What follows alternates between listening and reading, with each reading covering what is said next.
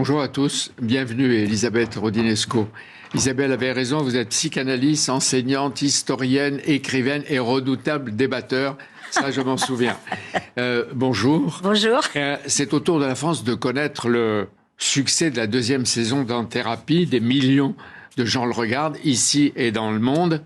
Et les gens se sentent concernés. C'est un incroyable phénomène qui veut dire beaucoup. Qu'est-ce qui veut dire ?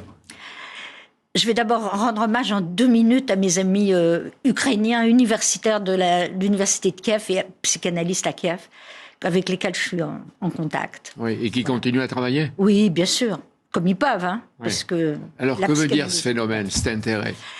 Cet intérêt pour En Thérapie que je trouve moi très bien, hein, dans le cadre de séries, c'est très particulier.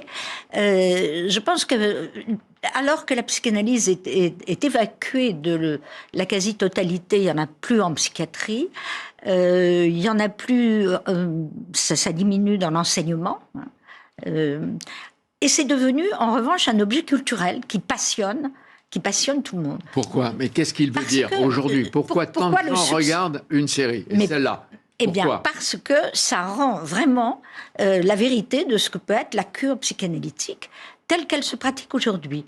Vous avez remarqué que c'est en face à face, qu'il y a beaucoup de dialogue, qu'il y a une empathie formidable du psychanalyste, hein, parce que c'est la psychanalyse pour le patient. Il n'est pas derrière le divan. Non, c'est parce que ce qu'on appelle la cure type, c'est-à-dire la cure classique, divan-fauteuil, elle existe toujours, mais de moins en moins. Alors, c'est dans un décor sobre, un psychanalyste qui reçoit tour de rôle 4 patients au destin douloureux, et les 4 nous renvoient à nous-mêmes. Oui, et lui aussi. Et on peut le dire, puisqu'il a une superviseuse, oui. il va parler de ça. Moi, je veux avoir le sens de ce que ça veut dire. La manière dont les psychanalystes fonctionnent, c'est autre chose. Mais pourquoi nous regardons ce qui a l'air d'être nous, de regarder quelque chose qui nous renvoie à nos propres vies ? Mais parce que c'est passionnant pour les gens de voir comment on peut explorer, pas seulement avec de la psychologie de bazar, comment on peut explorer son inconscient. Parce qu'il répond toujours à la demande en relançant la question de qu'est-ce que vous pensez vraiment, ce que vous avez dit, ça veut dire quelque chose, etc. C'est de la psychanalyse. Hein. Et donc, ça passionne. Qu'est-ce que ça veut dire de nos sociétés et de la nôtre ? Ça veut dire que l'inconscient existe dans nos sociétés et que on a beau vouloir l'évacuer en permanence avec d'autres types de thérapies qui surtout n'approchent pas ces questions-là, et ben il reste ce qu'il y a de plus C'est-à-dire que, quand vous dites l'inconscient, c'est-à-dire les souvenirs les plus intimes, les plus cachés, oui, tout à fait. Remontent à la surface. Oui, c'est ça. Ou pas seulement. Ça peut être aussi le fait que quand on parle, c'est ce que Freud a montré, ce qu'on dit renvoie à autre chose qui n'est pas dit. Et donc, le rôle du psychanalyste, qui est très bien interprété, je trouve, par ce comédien, qui est sympathique, humain, enfin, il a quelque chose d'étonnant. Et on sait par ailleurs que... Ça veut dire qu'il y a un mal-être dans nos sociétés ? Il y a toujours eu. La psychanalyse existe dans toutes les sociétés occidentales. Il y a d'autant plus un mal-être qu'il n'y a pas de guerre, voilà. En temps de guerre, la psychanalyse, c'est autre chose. Mais il y a d'autant plus un malaise qu'on est confronté précisément aux libertés, à la démocratie, et surtout dans les sociétés très individualistes, où, en effet, il y a une absence d'engagement de plus en plus, on est confronté à soi-même. Vous voulez dire que c'est un luxe des démocraties ? Justement, c'est plus compliqué. La psychanalyse a commencé par être le luxe des classes bourgeoises qui avaient les moyens de se la payer, et elle est devenue un phénomène populaire. C'est ce que montre très bien. Dans les dictatures, les despotes ne permettent pas qu'on s'interroge sur soi-même. La psychanalyse a toujours été interdite dans les dictatures. Et en Russie, par exemple, elle s'est réimplantée au moment de la perestroïka. Il y a des psychanalystes, hein, il y en a pas mal. Mais toute dictature empêche la psychanalyse pour la simple raison qu'il n'y a pas un état de droit qui permet la liberté absolue.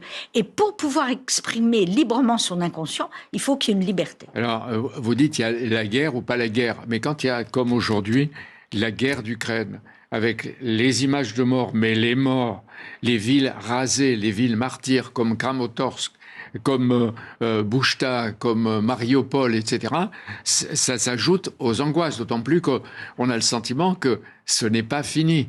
Ben non, c'est pas fini. Bien sûr que ça s'ajoute aux angoisses. Je dirais que la réalité sociale, elle est toujours présente dans la cure. Elle est toujours présente chez les patients, mais à des degrés divers. Il y a des gens qui n'ont pas du tout besoin de parler de ces phénomènes extérieurs, qui sont concentrés sur eux-mêmes, mais ça ne veut pas dire qu'ils soient absents. Et l'intérêt justement de l'en-thérapie, c'est que, vous avez remarqué, ça a toujours été tourné à des moments de traumatisme. C'était d'abord les attentats, et là c'est la pandémie, le Covid. Mais et donc c'est présent. Oui. Est-ce que aujourd'hui les partis et en même temps les institutions sont affaiblies, peut-être malades? Dieu est mort, comme disait Nietzsche. Les gouvernants sont affaiblis, les intellectuels sont silencieux. Qu'est-ce qui reste? Est-ce que c'est pour ça, justement, qu'on est troublé?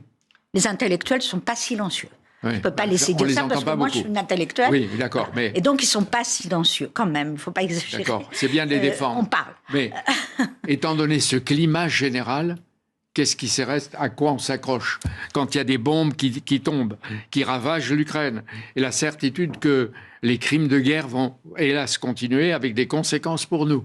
Non, on s'accroche toujours à l'espoir que ça va s'arrêter, que les dictateurs vont être punis, qu'il va y avoir, à un moment donné, une autre vie. Les guerres sont toujours là, ont toujours provoqué dans l'histoire des changements considérables de société, de psychisme, etc. Les névroses de guerre ont été d'ailleurs très bien étudiées. Il y avait toujours des psychanalystes pour étudier les particularités des névroses de guerre, surtout chez les combattants. Donc, bien sûr que ça entre en ligne de compte. Il y a une crise des engagements. Et c'est vrai que dans nos sociétés, et on le voit, on s'intéresse, une société individualiste démocratique, on s'intéresse énormément à soi-même et à ses problèmes à soi. D'où le développement considérable de toutes les cures, pas seulement de la psychanalyse, le développement personnel. Il y a un nombre de thérapies considérable. Et chacun a envie de parler de soi. De parler de soi, oui. De régler les comptes avec son passé. Ça arrive à chacun. Et surtout, il y a aujourd'hui quelque chose qui est très anti-analytique, mais qui est nécessaire à des moments de crise, c'est l'aveu public. Vous l'avez remarqué avec MeToo, avec tout ce qui est sorti comme aveu public. L'aveu public peut être nécessaire à un moment donné pour faire sortir quelque chose qui a été refoulé, mais c'est beaucoup mieux après que ce soit en tête-à-tête dans une intimité. Mais pourquoi souvent c'est la faute des autres? Du père, de la mère, du frère, de l'école, de la politique, des pouvoirs? Ça, c'est une vraie question, parce que c'est en partie vrai. Mais tout le travail de l'analyse, c'est d'interroger le sujet sur le fait, justement, que cette faute aux autres devient invivable si on croit toujours qu'on n'y peut rien, que ça vient des autres. C'est vachement compliqué, votre truc. Non, on doit à un moment donné dire, et vous, qu'est-ce que vous faites par rapport à ça? Et d'où vient votre malaise? Pourquoi vous défendez pas? Et vous ne pouvez pas vous enfermer dans la victimologie. Mais pourquoi il y a des sociétés qui se sentent mal alors qu'elles ont toutes les raisons d'être heureuses et qui passent du découragement à la rébellion? Pourquoi Dans les autres sociétés, il y a la même chose, mais c'est refoulé par une situation. Quand vous êtes dans une société totalitaire, bien sûr que vous avez un inconscient, bien sûr que vous allez mal psychiquement, mais ce qui domine, c'est la survie, c'est l'absence de liberté. C'est exactement ce qui est en train de se passer en Ukraine. Eux, au moins, je ne sais pas s'ils réfléchissent à leur inconscient, mais ils se battent pour leur survie, pour leur indépendance. Donc pour la liberté de parole, donc pour la liberté de pouvoir explorer son inconscient. Ça, c'est un paradoxe qui a toujours existé.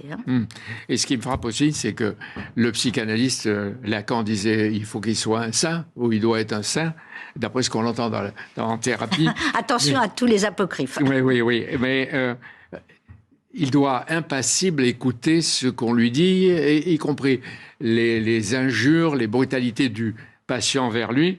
Et en thérapie, le docteur est obligé, ça doit arriver quelquefois en psychanalyse, vous êtes incapable de nous sauver, vous ne servez à rien.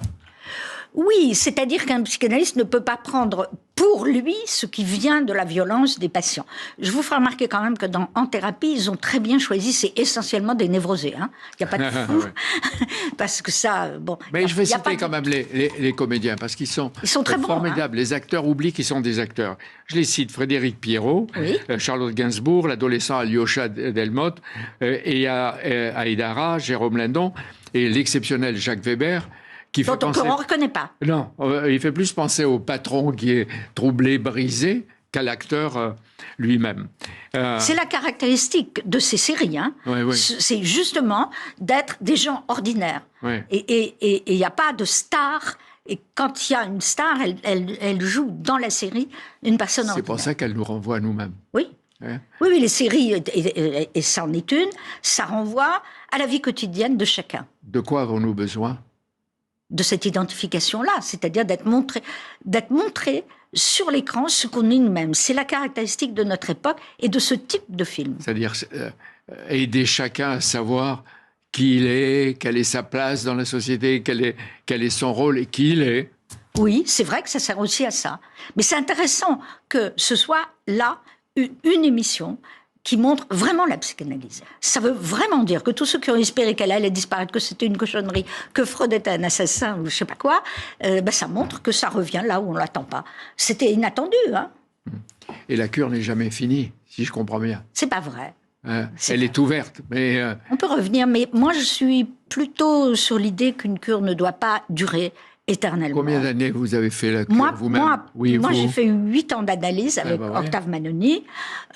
C'était un peu trop long, mais est-ce que vous vous dites à un moment, c'est fini, je m'en vais, c'est terminé? Oui, bien sûr. Je suis moi-même. Non, c'est pas comme ça. Donc ça c'est se ouvert, termine ça avec continue. un accord. Ça se termine parce qu'on sent que c'est fini.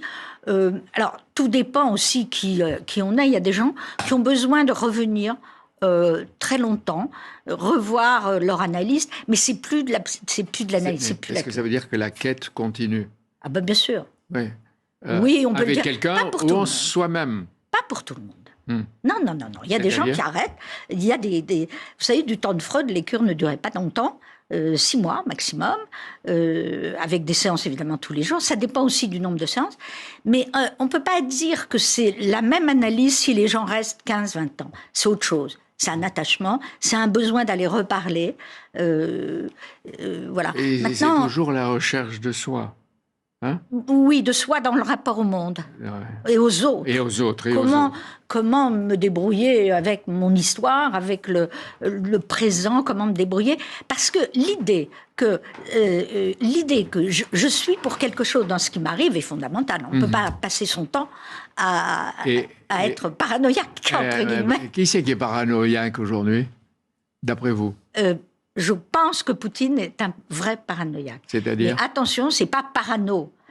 C'est qu'il est dans une logique, ça a été dit d'ailleurs, qui est hors de la réalité. Il se croit réellement, en 1945, il croit qu'il va vraiment libérer l'Ukraine du nazisme. Il ne faut pas se poser la question de savoir si c'est fin ou si c'est fabriqué ou si c'est vrai. La question ne se pose pas. Ouais. C'est pareil. Oui, il y a toujours une logique paranoïaque. Mais on peut en parler pendant longtemps, et d'ailleurs on en parle plus longtemps. Mais moi je vais simplement dire que, si je comprends bien, les patients espèrent, dans le meilleur des cas, et après des cures qui sont courtes ou interminables, c'est que vous les conduisiez à leur émancipation, à peut-être la maîtrise de certains de leurs conflits intimes, à la sérénité et peut-être aussi à la liberté pour devenir, c'est ça qui est intéressant, autant que possible, maîtres et responsables de leur propre vie.